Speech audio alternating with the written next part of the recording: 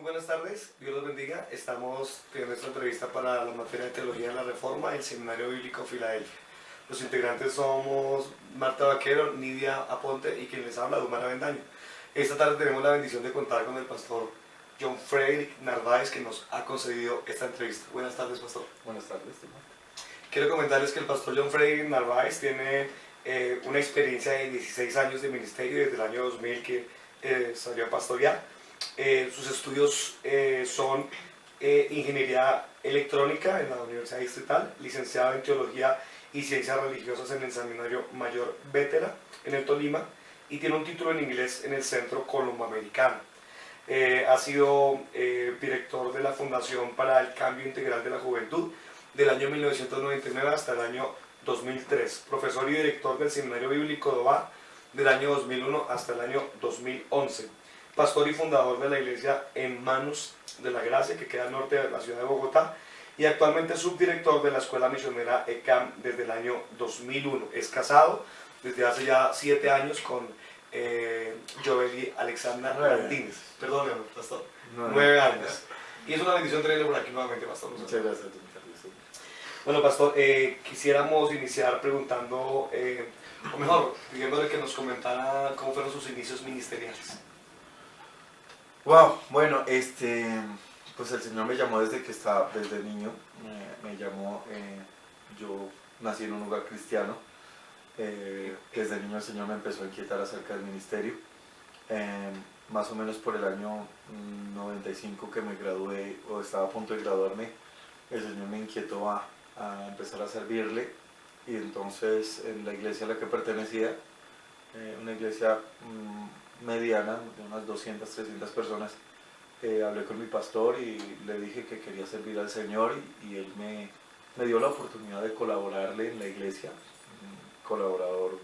el colaborador principal, el que predicaba, era el segundo prácticamente al mando, pues, a nivel ministerial. Ahí aprendí todo, fui líder de jóvenes, fui líder de ujieres, fui líder de todo en la iglesia y aprendí todo el manejo. Siento que aprendí básicamente en la práctica, eso. Ahí obviamente tuve la oportunidad también de apoyar la apertura de varios campos blancos, de varias iglesias, así se le llamaban allí, campos blancos. Entonces empezamos con varias iglesias y pude apoyar el desarrollo de esas iglesias. Hasta el año 2000, que el Señor me inquietó que ya era el momento y comenzamos la iglesia, que hoy es la iglesia de restauración En Manos de la Gracia, ahí en el barrio Garcés Navas, más o menos ahí. Obviamente empezamos de ceros, empezamos evangelizando en la calle, en una sala, y el Señor ha ido consolidando la iglesia y está ahí, gracias a Dios. Eso puedo decir que es el comienzo, y ahí vamos. Enmarcado en lo que usted nos dice, ese sería más o menos entonces el contexto en el que usted tuvo su entrenamiento como ministerio. Sí, definitivamente mi entrenamiento no fue que me llevaran a algún lugar a entrenarme sino que más bien fue en la práctica. Me enseñaron más o menos qué se debía hacer, cómo se debía hacer, pero fue más en la práctica. Me mandan ahí, vaya y atienda ese campo durante 6 meses, haga esto, y cuando surgían las dudas, pues preguntamos al pastor principal, bueno, ¿qué debo hacer aquí? No haga así o hágalo así, y eso es básicamente lo que uno aprende. Ya después, pues, viene ya la parte de que uno estudia, ¿no? Ya un seminario, bueno, de pronto faltó mencionar el IM, que un seminario de teología del IM, y luego ya el seminario de teología como tal, pero pues ya es personal. Adentrándonos un poquito más en el tema doctrinal, ¿cuál es el perfil bíblico doctrinal que usted posee en la iglesia? En este momento nosotros creemos firmemente en la gracia de Dios y pensamos que estamos parados en eso. Creemos que en la justificación por la fe y creemos firmemente que el Señor nos salva por su gracia y somos sostenidos por la gracia de Dios. Obviamente tendríamos que decir que somos trinitarios, que tenemos todo eso. Pero básicamente es eso, somos elegidos por la gracia de Dios y sostenidos por la gracia de Dios. Bueno, si le pudiera rogar que tratara de marcarse dentro de esos perfiles doctrinales como calvinismo, arminiano, wesleyano, ¿cómo se calificaría usted? Pentecostal integral. También. Bueno, es complicado, porque es que cada uno de ellos puede tener algo, bueno, los arminianos no, definitivamente arminianos no somos. Pentecostales éramos, pero realmente yo pienso que podríamos de pronto meterlo dentro del calvinismo moderado, más o menos estaríamos ahí, eso es lo que más o menos podríamos enfocarlo, porque como la iglesia creció dentro de una denominación que era un poco más cerrada, entonces ahora hemos estado, digamos, entendiendo algunos conceptos y por eso puedo decir que no somos esto, no somos eso, pero tal vez seamos esto, tal vez seamos calvinistas moderados. La mayoría de los pastores en Bogotá tienen una misión a la cual está adherido, una confederación. ¿Asiste a alguna de estas usted? Yo soy independiente, nos reunimos con un grupo de pastores amigos, con el pastor Dumar entre otros, pero nos reunimos con un grupo de pastores amigos con los que compartimos mensualmente una reunión y estudiamos la palabra, eso.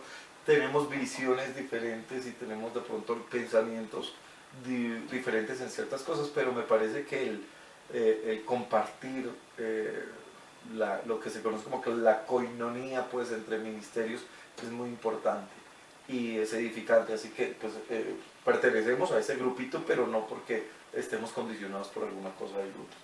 No, precisamente eso quería referirme, quería preguntar si ve unidad doctrinal dentro del grupo de pastores al cual usted se reúne. No, definitivamente no. No hay unidad doctrinal, o sea, cada uno ha ido estudiando y tomando una posición que no necesariamente es la misma de todos. Igual nos reunimos y compartimos, pero no hay una unidad doctrinal como tal. Así que no es tan diametral como para que no puedan tener familiaridad. Exactamente, digamos que consideramos que el amor en Cristo supera las diferencias doctrinales que puedan existir.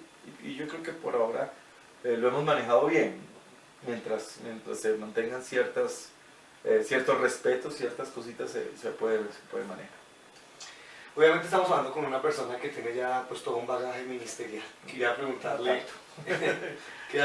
si mantiene el mismo paradigma doctrinal con el que inició en su vida cristiana. No, definitivamente no. Definitivamente no. Cuando inicié en la vida cristiana, como les decía, inicié en una iglesia.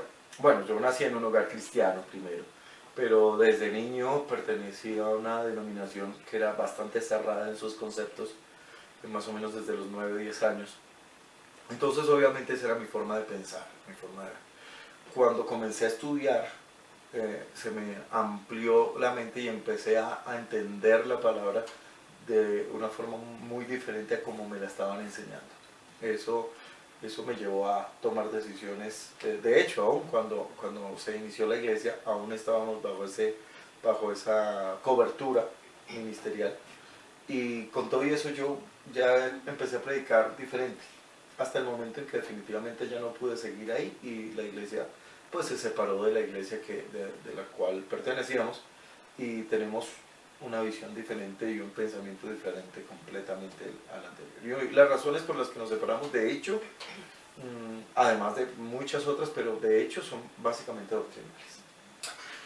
Refiriéndome a esas razones, ¿podría mencionarnos una o dos? Bueno, el sitio donde estábamos precisamente ampara o promueve la salvación específicamente en las obras de la persona. Aunque hablan de la gracia y aunque hablan de la salvación por fe, pero realmente están apoyados únicamente en la salvación por las obras de la persona.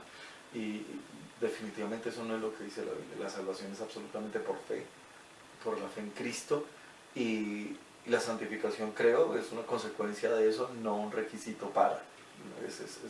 Entonces, una de mis razones para separarme de esa iglesia fue esa.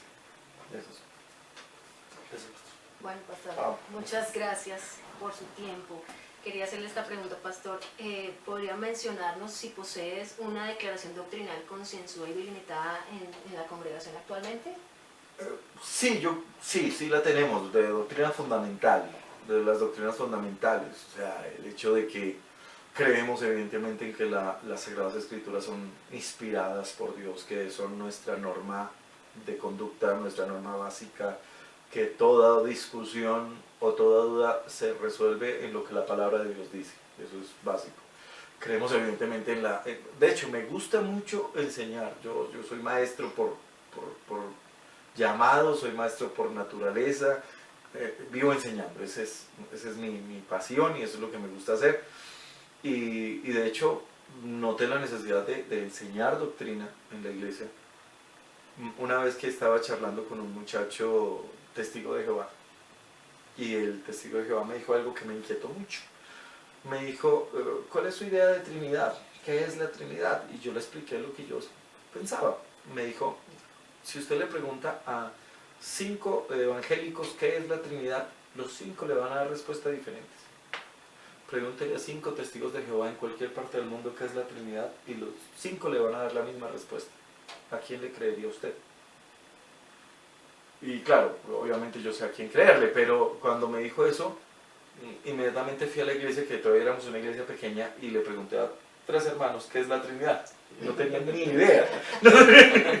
Entonces dije, no, un momentico, tenemos que corregir eso, y continuamente estamos reforzando la Trinidad, la salvación exclusivamente por la justificación es por fe, la encarnación de Cristo, el creer en la resurrección, el nuevo nacimiento, esas doctrinas básicas están claramente. De hecho, dedicamos el tiempo, creo yo, necesario, ya que si los hermanos las saben bien o no, ahí sí no lo sé, pero yo las enseño. Eso es importante. Ya, pastor, ¿qué posición tiene usted con respecto a la doctrina de la predestinación? ¡Wow! Predestinación. Yo creo en la predestinación grupal, no creo en la predestinación personal para salvación. No estoy muy inclinado hacia ello. Yo creo firmemente que Dios nos predestinó en Cristo para la salvación, que los que estamos en Cristo somos salvos, que a todos los que están en Cristo Dios los predestinó para que fuesen hechos conformes a la imagen de su Hijo. Así que mi posición con respecto a la predestinación es básicamente eso. Dios predestinó al grupo que se llama la iglesia para ser salvos. ¿Quién pertenece a ese grupo? No puedo decir que Dios elija para que pertenezca o no tengo todavía, o no sé si algún día lo llegue a tener, porque pues, igual yo sigo con mi mente abierta. Yo pienso que no me sé todo, y quiero seguir estudiando y quiero seguir aprendiendo, pero si en este momento me preguntas cuál es mi posición es precisamente eso, a nivel grupal. La iglesia está predestinada. De salvación. Uh-huh. Okay. ¿Y qué posición tienes con respecto a la doctrina de una vez salvo, siempre salvo? Yo estoy completamente de acuerdo desde que se entienda bien. Yo pienso que la salvación no se pierde, nunca se pierde. Pero... ¿por qué crees que no? Porque hay base bíblica para que no se pierda. El Señor Jesucristo dijo, el que cree en mí tiene vida eterna. No dijo ni tendrá, ni abre una puertica por ahí para decir, pero puede que la pierda en caso de que tal cosa. No, el que cree en Cristo, el que está en Cristo, simplemente no se cae de ahí jamás. Lo que pasa es que hay una malformación de esa teoría, o de esa doctrina de salvo siempre salvo, y es que consideran que una persona cuando es salva puede seguir haciendo lo que quiera y va a seguir siendo salva. Yo lo que creo es que cuando una persona es salva, nunca hace lo que quiere, sino que hace lo que Dios quiere, porque ya ha habido un cambio en su naturaleza. Si no hay un cambio en su naturaleza, simplemente no es salva. Puede tener miles de años de cristianismo, pero no es salva. La persona salva es la que tiene un cambio en su naturaleza. Punto. Nació de nuevo. Y si nació de nuevo, no quiere pecar, no le interesa pecar, no procura pecar. Entonces, definitivamente nunca va a tratar de irse hacia atrás. Entonces, por eso tampoco nunca va a perder su salvación. Y cuando hay pastores, que por lo menos se apoyan en Hebreos cuando dicen que cómo perder una salvación tan grande, creerían que ahí que la perderían. ¿Qué opina el pastor ahí en cuanto a ese tema de Hebreos? Yo pienso que está mal interpretado ese pasaje. ¿Cómo escaparemos si descuidamos una salvación tan grande? Cuando yo miro todo el contexto, el escritor de Hebreos está hablando acerca de entender el mensaje de Jesucristo. Él está hablando a los hebreos diciéndole, vean, si los ángeles enseñaron esto, por favor, ¿cómo vamos a escapar si descuidamos este mensaje que ahora hemos recibido en Cristo? No está refiriéndose al hecho de algo que va a pasar después, sino más bien, ¿qué pasaría si descuidamos este mensaje, si no prestamos atención al mensaje que nos están dando. Pero definitivamente no creo, no entiendo ese pasaje como algo posterior de que yo soy salvo y si lo descuido se me pierde. No entiendo eso así. Ya, gracias, pastor. Pastor, ¿qué posición tiene usted con respecto a la redención o expiación limitada? Redención o expiación limitada. ¿Cómo fue que me dijiste? Es uno de los puntos del calvinismo que indica que Cristo No. supuestamente murió solamente por un grupo determinado. Ajá, por un grupo. Ok. Por todos. Lo que pasa es que hay algunos pasajes que son que parecen dar a entender eso. Algunos pasajes, especialmente recuerdo ahora uno de Hebreos que dice que él vino a morir por muchos, no dice por todos. Sin embargo, lo que yo entiendo dentro de todo el contexto de la palabra es que la salvación se ofrece para todos. Y en muchos pasajes también encuentro eso. Vino que así como por un hombre entró la muerte, también por un hombre entró la vida a todos los hombres. ¿Depende de qué? Pues depende de la fe. La fe, como Spurgeon en algún momento lo dijo, la fe simplemente es extender la mano para recibir. El que recibe entra en la gracia y permanece dentro de la gracia. Pero decir que la salvación está únicamente dada para algunos, yo no puedo creerlo porque me parece que limitaría el poder y el efecto del sacrificio de Cristo. Él vino a morir por todos, que no todos quieran creer eso, o que no todos entiendan eso, que no todos tengan la capacidad de entender eso, bueno, es otro cuento. Pero para mí vino a morir por todos, o por lo menos a ofrecer la salvación a todos. Pastor, ¿cuáles cree usted en Bogotá son las posiciones doctrinales abanderadas? En Bogotá. En Bogotá. Yo creo que, bueno, hay de todo, es que Bogotá es tan variado. Pero yo pienso que ha habido una especie de giro, se ha empezado un poquito a tomar mucho de esta parte de creer en la salvación por medio de la fe y de mantenerse ahí, traído de pronto de las doctrinas de Estados Unidos tal vez. Porque antes era mucho más cerrado, antes era mucho más, arminianismo, mucho más tienes que hacer esto para ser salvo.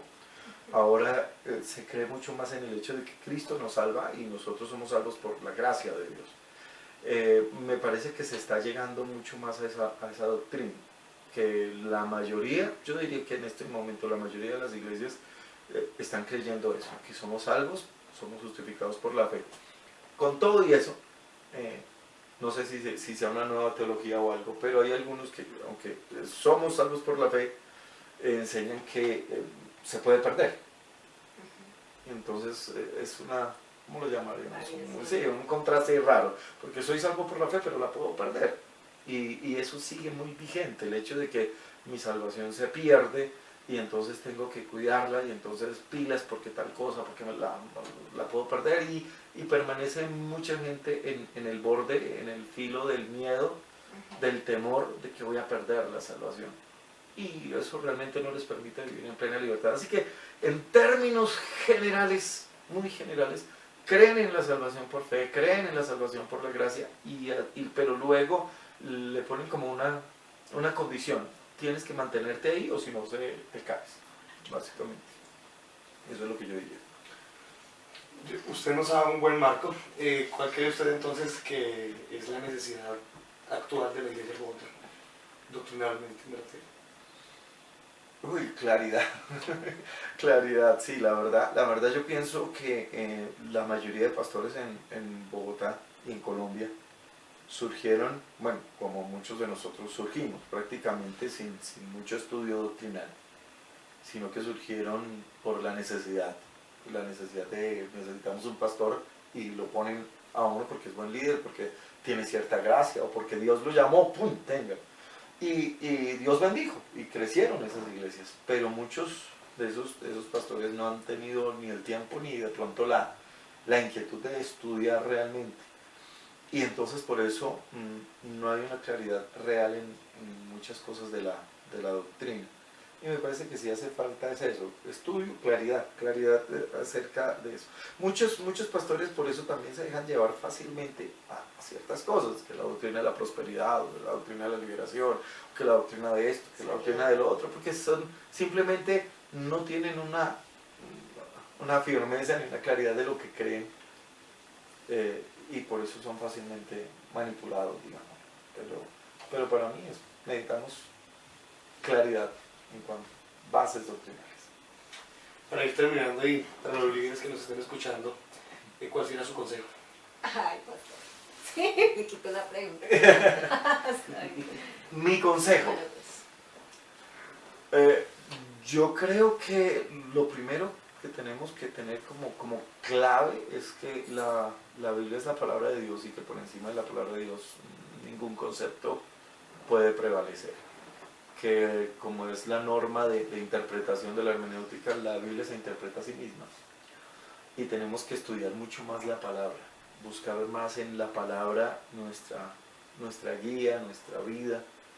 El consejo para mí es dediquen mucho tiempo a estudiar la Biblia, mucho tiempo a leer muchísimas versiones bíblicas, obviamente a usar libros que son afines, comentarios exegéticos, lo que sea, pero a llenarse de la palabra. Hay muchos pastores que utilizan y muchos líderes que utilizan simplemente las emociones. Y a mí me parece que es mucho más importante que el grupo de personas que se reúnen cuando uno está predicando salgan con algo en la cabeza y no con una emoción en el corazón que se apaga a las 2 horas. Es mucho más importante que salgan con algo que realmente digan, hoy aprendí esto de la palabra, de la doctrina, y no simplemente, ay, qué lindo que estuvo, pero a las 2 horas ya no se acuerdan ni de qué predicó el pastor. Entonces me parece que es eso, vamos a volver a la palabra. Si volvemos a la palabra, estamos volviendo a lo que Dios quiere que nosotros enseñemos. Bueno, una última pregunta, pastor. Ahora nos hablabas del temor de la gente, ¿sí? En cuanto a la salvación, pero digamos, en este momento hay muchas personas que no tienen seguridad de salvación. Sí, ¿Cuál sí. sería el consejo que tú podrías darle? Porque en muchos lados encontramos personas que le decimos, ¿tú crees que eres salva? Entonces dicen, uy, no sé, o sea, están así como en ese estado. Sí. ¿Cuál sería el consejo para estas personas? Hace poco leí algo que Paul Washer dijo que me pareció muy tremendo. Dijo, tú puedes predicarle a la gente acerca de la salvación, tú puedes hablarle a la gente de lo que Dios hace en tu vida, pero tú no puedes decirle a la gente que es salva. No tienes la autoridad para hacer eso. El único que puede hacer eso es el Espíritu Santo.